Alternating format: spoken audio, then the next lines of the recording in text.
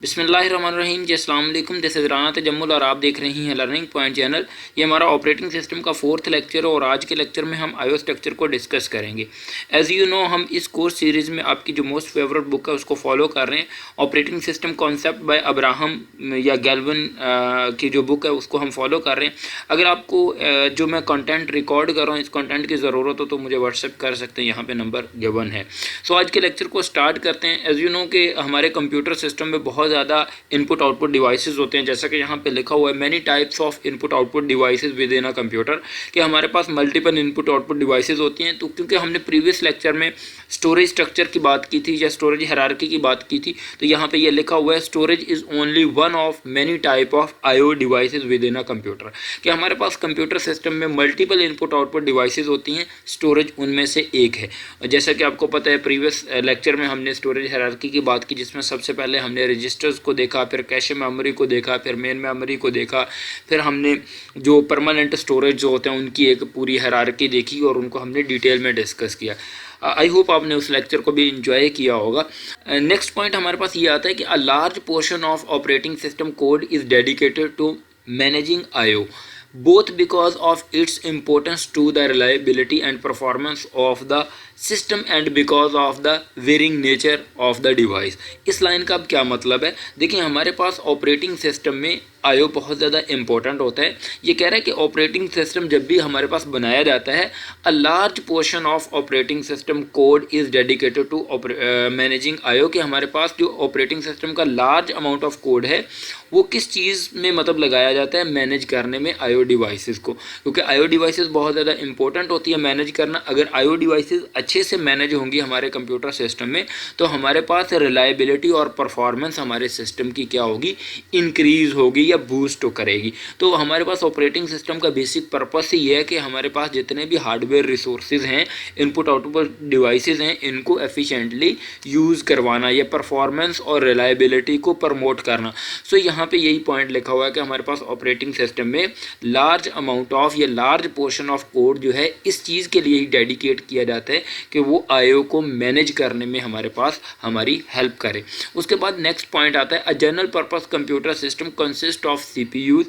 कि हमारे पास जनरल पर्पस जो कंप्यूटर्स होते हैं उसमें मल्टीपल सीपीयूज लगे होते हैं and multiple device controller that are connected through a common bus, कि हमारे पास जो हमारा कंप्यूटर सिस्टम होता है इसमें मल्टीपल सीपीयूज होते हैं और हर एक डिवाइस में क्या होते हैं, डिवाइस कंट्रोलर लगे होते हैं, जिसमें हर एक डिवाइस मतलब कि डिवाइस कंट्रोलर इंचार्ज होता है उस डिवाइसेस का, जैसा कि हमने प्रीवियस लेक्चर में देखा और आपने इस लेक्चर को देखा होगा जिसमें हमने कंप्यूटर सिस्टम ऑपरेशंस को भी डिस्कस किया था। एज यू नो कि हमारे पास यहाँ पे डिफरेंट कंट्रोलर्स लगे हुए हैं, जिसमें यूएसबी कंट्रोलर है, डिस्क कंट्रोलर है, वीडियो अडेप्टर है। तो हमारे पास जिस तरह ये यूएसबी कंट्रोलर है, ये जितनी भी डिवाइसेज हैं यूएसबी के रिलेटेड, जिस तरह माउस है, कीबोर्ड है, प्रिंटर है, इनका इंचार्ज है ये यूएसबी कंट्रोलर जो है, ठीक है। इसी तरह डिस्क कंट्रोलर है, ये डिस्क को देखेगा, वीडियो अडेप्टर है, ये मॉनिटर को डिस्कस करेगा मतलब सॉरी मैनेज करेगा। सो यहाँ पे ये हमारे पास डिफरेंट क्या होते हैं, डिवाइस कंट्रोलर्स लगे होते हैं जो कि पर्टिकुलर डिवाइस के इंचार्ज होते हैं। जिस तरह यूएसबी कंट्रोलर ये यूएसबी डिवाइसेस के इंचार्ज हो,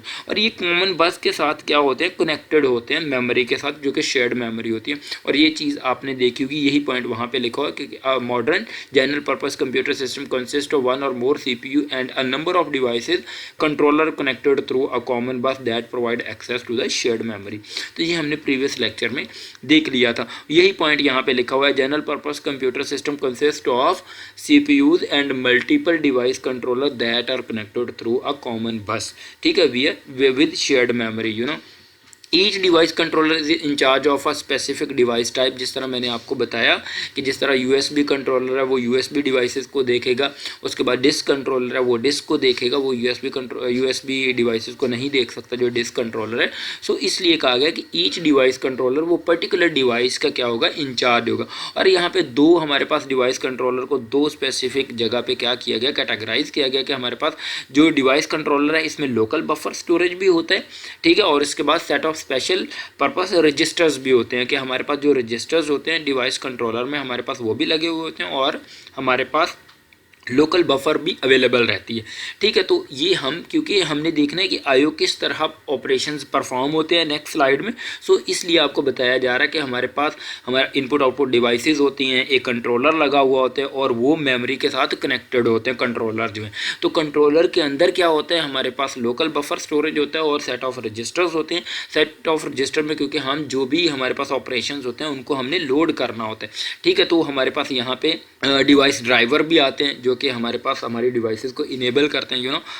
उसके बाद यहाँ पे लिखा हुआ है typically operating system has a device driver, कि हमारे पास ऑपरेटिंग सिस्टम में क्या होते हैं, टिपिकली डिवाइस ड्राइवर्स होते हैं फॉर ईच डिवाइस कंट्रोलर, के हर एक डिवाइस कंट्रोलर के अगेंस्ट हमारे पास डिवाइस ड्राइवर होते हैं जो कि उस डिवाइस कंट्रोलर को इनेबल करते हैं, आप ये कह सकते हैं। सो यहाँ पे आपको डिवाइस ड्राइवर का भी आइडिया हुआ कि हमारे पास डिवाइस ड्राइवर होते हैं जो कि डिवाइस कंट्रोलर को इनेबल करते हैं। This device driver understand the device controller, के जो डिवाइस ड्राइवर होते हैं वो डिवाइस कंट्रोलर को अंडरस्टैंड करते हैं and present uniform interface to the device to rest of the operating system, means that कि उसको परफॉर्म करवाने में उनकी हेल्प करते हैं। सो आई होप कि आपको आइडिया क्लियर हुआ होगा कि आईओ स्ट्रक्चर क्या होता है। हम आईओ ऑपरेशंस को जब वर्किंग देखेंगे आईओ की, कि हमारे पास आईओ ऑपरेशंस कैसे परफॉर्म होते हैं, तो आई होप आइडिया मज़ीद क्लियर होगा। ठीक है, to start an IO operation, कि जब भी हमारे पास आईओ ऑपरेशन परफॉर्म होता है जिसको इनपुट आउटपुट ऑपरेशंस कहते हैं,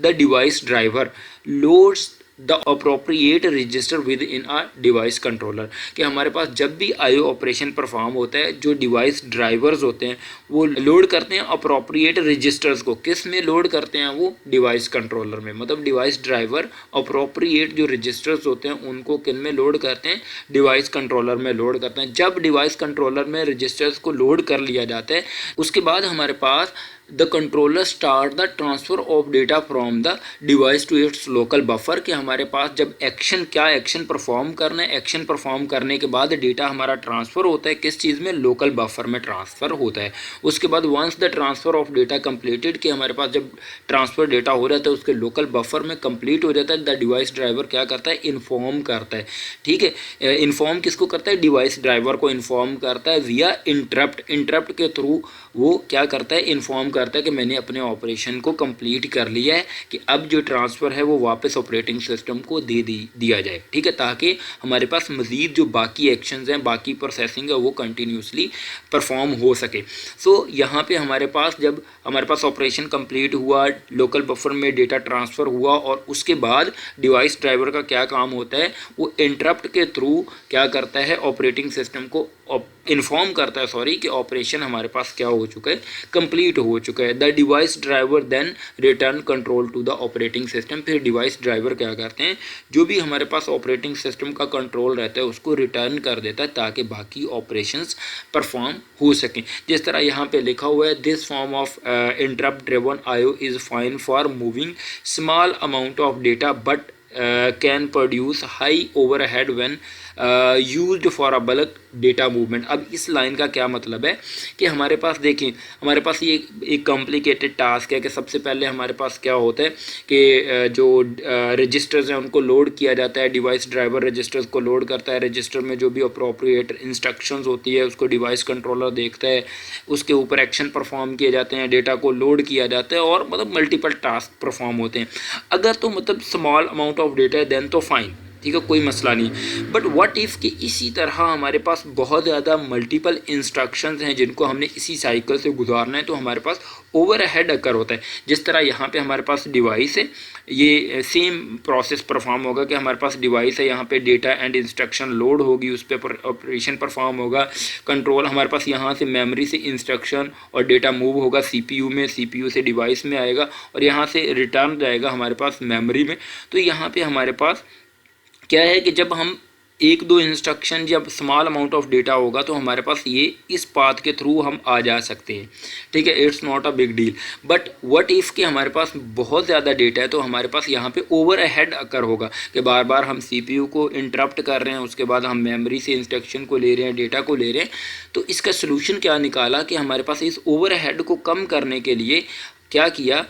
to solve this problem direct memory access is used, कि हमारे पास फिर क्या किया कि डिवाइस को डायरेक्ट कनेक्ट कर दिया मेमोरी के साथ कि यहाँ से डेटा और इंस्ट्रक्शन की आपस में एक्सचेंज हो सके, ये मूवमेंट हो सके, या ये डिवाइस यहाँ पे डेटा डायरेक्टली स्टोर कर सके या एक्सेस कर सके, राइट, इंस्टीड ऑफ कि हम CPU को दरम्यान में इन्वॉल्व करें, ठीक है, क्योंकि इसी वजह से हमारे पास ओवरहेड अकर हो रहा था, क्योंकि ये पहले 3 स्टेप तो सेम रहेंगी, बट जब कंप्लीशन होगी, इंटरप्ट जनरेट होगा, CPU को इन दरम्यान में हम इन्वॉल्व करेंगे, तो हमारे पास यहाँ पे ओवरहेड अकर हो रहा था। तो इस चीज़ से बचने के लिए, इस प्रॉब्लम से बचने के लिए डायरेक्ट मेमोरी एक्सेस को क्या किया, यूज़ किया। After setting up a buffer pointer and हमारे पास जो काउंटर्स होते हैं for the IO devices, the device controller transfer an entire block of data directly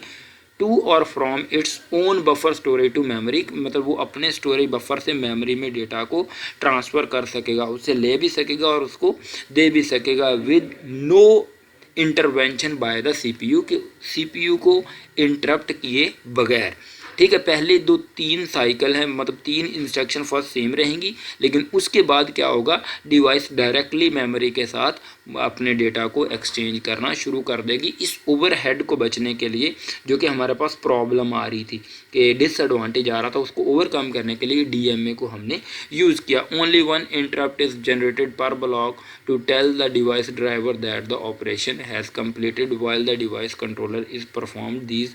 operation the CPU is available to accomplish other works, मतलब एक दफ़ा उसको interrupt किया जाएगा, उसके बाद ये डायरेक्टली आपस में एक्सचेंज करना शुरू कर देंगे डेटा को, और बाकी ताकि CPU अपने टास्क को परफॉर्म कर सके, ताकि ओवरहेड अकर ना हो, ताकि हमारे कंप्यूटर सिस्टम की परफॉर्मेंस इन्हांस हो सके। बेसिकली ये हमारे पास IO ऑपरेशन इस तरह हमारे पास परफॉर्म होते हैं। सो आपको एग्ज़ाम पॉइंट ऑफ व्यू में से ये क्वेश्चन इंपॉर्टेंट है कि व्हाट इज़ DMA, और DMA की हमें क्यों ज़रूरत पड़ी। ज़रूरत इसलिए पड़ी कि हमारे पास ओवरहेड अकर हो रहा था, क्योंकि हम बार बार CPU को इंटरप्ट कर रहे थे, CPU बाकी टास्क परफॉर्म नहीं कर पा रहा था, जिसकी वजह से यहाँ पे क्या हुआ, DMA का कॉन्सेप्ट आया, जिससे डिवाइस क्या अपने लोकल बफर से डेटा को सेंड और रिसीव मेमोरी से कर सकती है, राइट। तो आई होप आपको DMA का कॉन्सेप्ट समझ आया होगा, IO ऑपरेशन आपको समझ आया होगा कि basically what is IO operation. As you know, ये हमारा चौथा लेक्चर है। 3 इसी तरह लेक्चर